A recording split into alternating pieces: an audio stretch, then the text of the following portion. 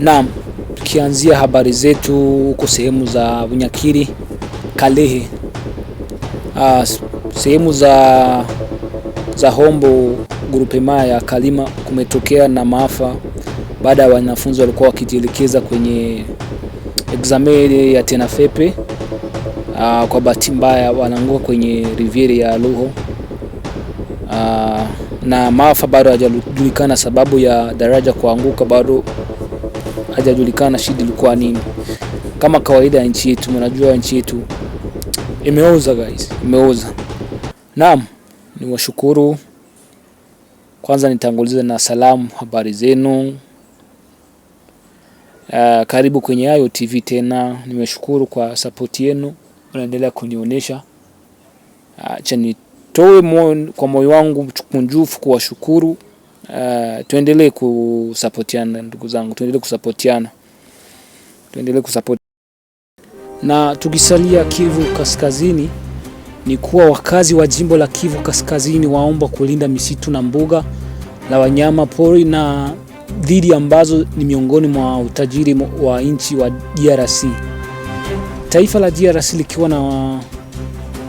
likiwa kwenye mstari wa mbele katika ukubwa wa misitu duniani kutokana na bonde kubwa la Kongo. Hata hivyo, mazoea kadhaa yanaharibu mazingira kwa kasi ya kutisha, ikiwemo ukataji wa miti wa kimagendo, utumiaji mbaya wa uchafu na uhalifu wa mito na ziwa, pamoja na ukosefu wa usalama unaotokana na watu wenye silaha ambao kuwa ni wazalendo na ADF NALU na FDLR kushambulia eneo la misitu la mbuga la wanyama ambako makundi mengi ya silaha yamejificha huko, yameweka kambi kwa ufupi. Hali hii ikisababisha matokeo mabaya ikiwemo kuongezeka kwa magonjwa, miporomoko ya ardhi, ukosefu wa maji safi na ukosefu wa vyakula yanayotokana na ukosefu wa mbolea kwenye mashamba na kupelekea umaskini mijini kama vile vijijini.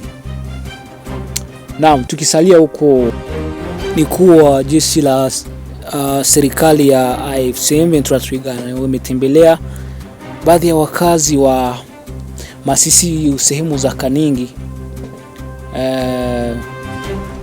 baada ya mapigano makali yaliyotokea kati ya serikali ya AFC M23 wilayani Masisi. Mkuu wa mkoa huo wa eneo hilo Bahati Msanga Erasta atembelea vituo vya afya na kukutana na wagonjwa.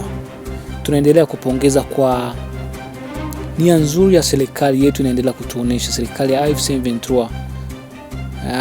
Tunaendelea kuwashukuru kwa mambo mazuri mnaendelea kufanya. Mungu awabariki, awabariki sana. Naam, na tukiingia habari za kimataifa, tukianza na kwenye ndani ya nchi ya Venezuela, ni kuwa Nicolas Maduro amemwongezea wakili wake Ana Estevao kwenye timu yake ya utetezi wakati akijiandaa kupambana na mashtaka ya dawa za kulevya yanayomkabili nchini Marekani. Nyaraka za mahakama zinaonyesha Estevao ambaye alikuwa ni sehemu ya timu ya mawakili waliomtetea Sin Diddy P Diddy, tunamaanisha P Diddy, kwenye kesi yake ya jinai.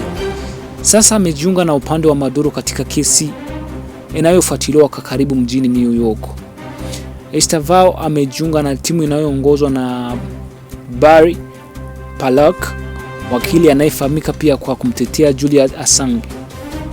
Kuongozwa kwake kunaonekana kama hatua ya kuimarisha utetezi wa Maduro katika kesi yenye uzito mkubwa wa kisiasa na kisheria. Hasa kwa upande wa utetezi, inatarajiwa kuwakilisha hoja za awali za kutaka baadhi ya mashtaka au taratibu za kesi hiyo zipigwe kabla ya kusikilizwa kikamilifu. Mashtaka yanayomkabili Maduro yanahusishwa na madai ya narcoterrorism,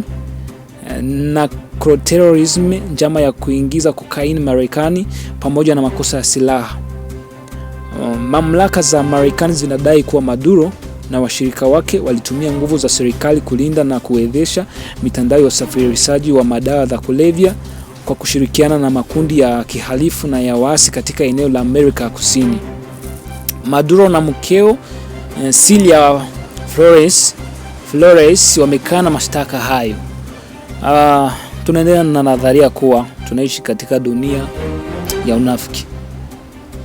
Tunaishi katika dunia ya unafiki kwa sababu katika nchi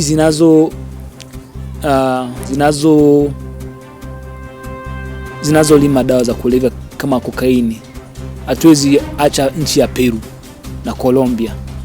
Ila kitu kilikuwa kinatafutwa ndani ya Venezuela ilikuwa tu ni mafuta. Marekani ilikuwa tafuta tu mafuta,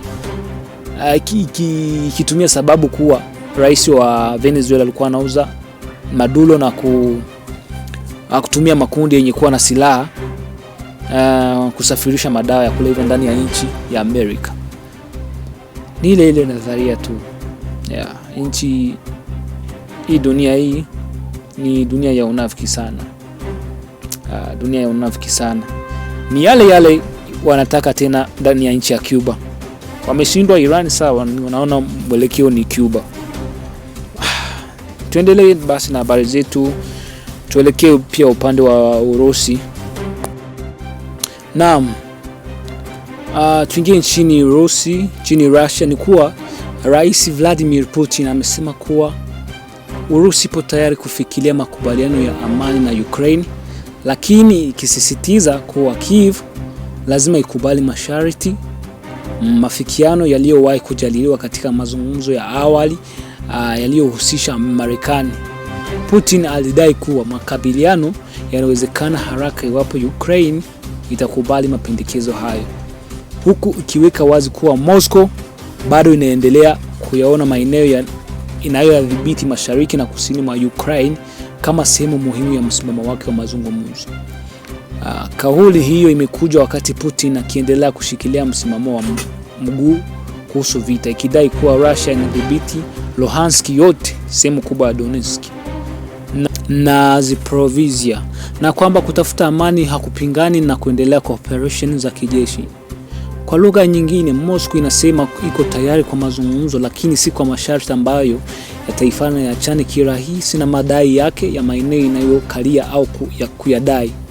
Kwa upande wa Ukraine, Rais Volodymyr Zelensky amesema kuwa, akisisitiza kuwa njia ya amani lazima ianze kwa kusitishwa kwa mapigano, kubadilisha wafungwa, kurejesha kwa raia na watoto waliotwaliwa wakati wa vita, hapo ni kipindi vita kianza. Naam. Pamoja na mazungumzo pamoja kwa moja katika eneo la upande wa tatu, Kiev imekuwa ikipinga makubaliano yoyote yatakayolazimisha Ukraine kukubali kupoteza ardhi yake au kutambua rasmi maeneo yaliyotwaliwa na Russia.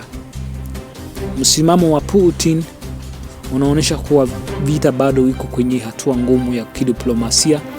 Russia inazungumza kuhusu amani, lakini kwa masharti yanayoendana na mafanikio inayodai kupata vitani. Ukraine nayo imesema kuwa iko tayari kuzungumza, lakini si kwa bei ya kusalimisha mamlaka yake ya kitaifa. Hivyo ndiyo sababu kauli ya tuko tayari kwa amani inaweza kusikika kama mwanya wa diplomasia, lakini bado ikibeba masharti mazito ambayo Kiev na washirika wake wa magharibi wanaweza kuyaona kama shinikizo la kisiasa baada ya suluhu ya haki. Guys, niliwahi kusema kwenye grupu zangu za WhatsApp kuwa kwenye grupu zangu, wale walioko ndani ya grupu zangu, nimeendelea na nadharia kuwa Urusi itachukua Ulaya yote, na hiyo kitu imeanza kujitokeza. Unabii wangu umeanza kutimia. Nikasema pia Mashariki ya Kati pia bado itakuwa mali ya Mashariki ya Kati, Middle East au Gulf States itakuwa ni mali ya Iran.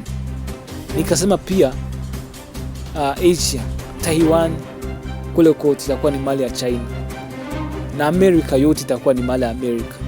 Amerika itachukua Canada, Venezuela wamechukua, Cuba atakuja atachukua pia, itakuwa ni mali ya Amerika.